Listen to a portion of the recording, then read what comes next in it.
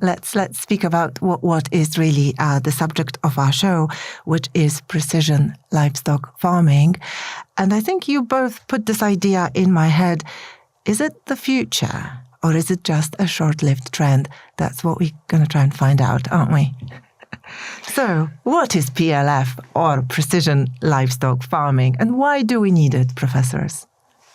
Who's going to start? So you very welcome to present your ideas. Well, first we have to talk about this acronym, precision livestock farming. So because PLF, it's actually the acronym that we are normally using in like our research work. So let's say this is real-time monitoring of livestock production, I will say. Real-time monitoring, which is using the quite fancy equipment sometimes, but sometimes very, very regular one and quite simple to monitor the microclimate of the buildings, so the barn, let's say. But also it's possible to monitor the health status of the animals. It's also possible to monitor the efficiency, the productivity, and etc. So it's quite important for we call it production. I don't know. I know that normally people do not like this word for the livestock production because it's really like industrialization of the agriculture. But this is how it is. Yeah. If we are saying about the growing market for the meat production, for example, and probably in 20, you can correct me if I'm wrong, we will be doubled with the meat production. At the same time, we are really decreasing we can observe the decreased number of the farmers. So less farmers, more animals. More meat. So more meat, more animals. So how we can deal with that problem? I mean, to monitor everything when we have less farmers than we had like 20 years ago or 30 years ago. So this tool, this model, this PLF is the only solution, I guess. So answering maybe on the beginning for your question, is it a future? In my opinion, it's a future. Yeah. Okay, right. And you said... I hope I didn't say everything. No. But you said you said fine. that you said that this is many things can be monitored. So maybe Thomas, you can elaborate on that. What is it that can I call them farmers? These guys that keep livestock.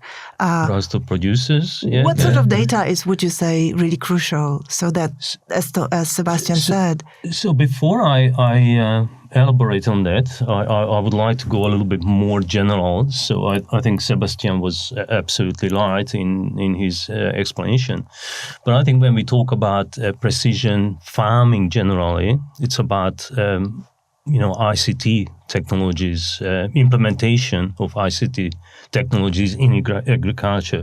So it's always about the better acquisition and utilization of information, whether it's plant production, whether it's animal production, whether it's vegetable production, wine production, fish production, doesn't matter.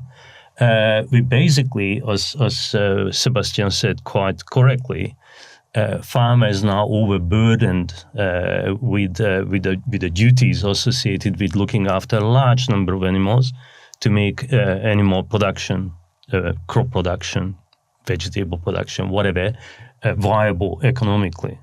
So therefore, they can't basically pay attention to individual animals or have less capabilities, time, etc. to do so. So these technologies, sensor technologies, computer technologies, communication tools used to very specifically and in a very targeted way acquire information and immediately use that information for the betterment of the animals, the environment, and probably the larger society as well.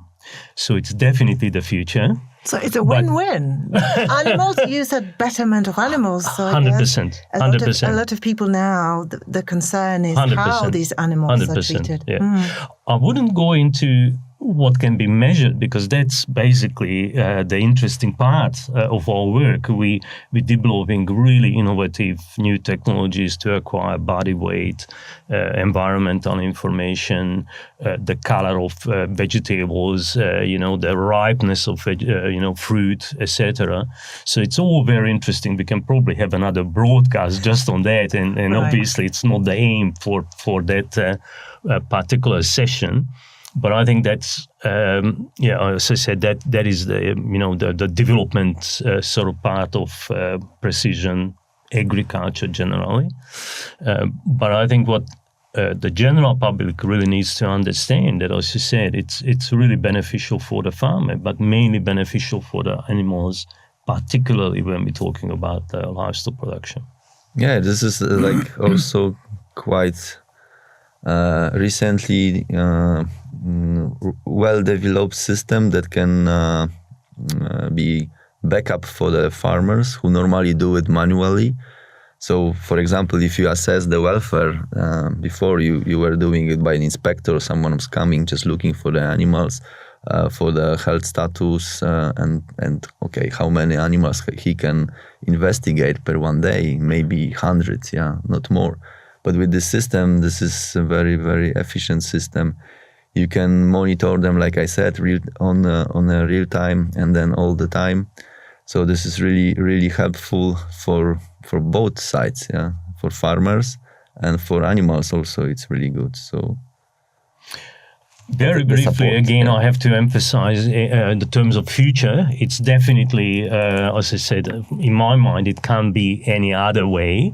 But later on during this talk, we'll talk about the obstacles, the challenges, the problems associated with these technologies. It's not easy to implement a very refined, quite delicate electronic instrumentation in a fairly robust, unforgiving environment of a livestock barn. Any of you or the general public who've been to pig, poultry, cattle buildings will understand that it's usually a dusty, environment. It has all sorts of airborne pollutants.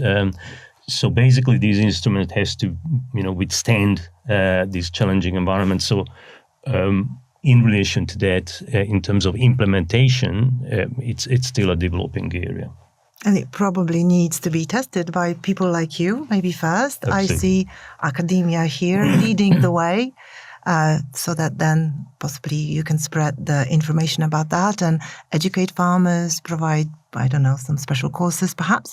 So maybe... Just very importantly, I have to say that, so academia has a huge role to play still, but it's very important to engage new innovative companies who are actually trying to transfer the technology through commercialization. So it definitely, us academic, have a important input into this process, but we shouldn't underestimate the importance of encouraging companies and the collaboration between companies and universities in order to ensure that these technologies are actually implemented on farms. I will also, for conclusion, I will say that we have to remember this is quite multidisciplinary approach, because Absolutely. we have animal scientists, veterinarians, animal husbandry, and all this related field. And also on the other side, we have engineers, we have people from the high tech, and not necessarily very, very much into the livestock production before. So for them, it's something completely new. Maybe the first time they've seen cow or hen, maybe first time they've been in a building where it's 40, 50,000 of broiler chickens going all around and literally running from one side to another. And then they thought that it's, wow, what's going on here? And now they have to detect something, and there is a lot of background noises and background things that they just completely change their mind. And for the beginning, they thought that they know how to project it, and then everything was really easy, but not necessary in the practice. So we've seen a lot of examples that we were coming with a ready, steady device to the farm, but it was not completely. And it was okay. Well,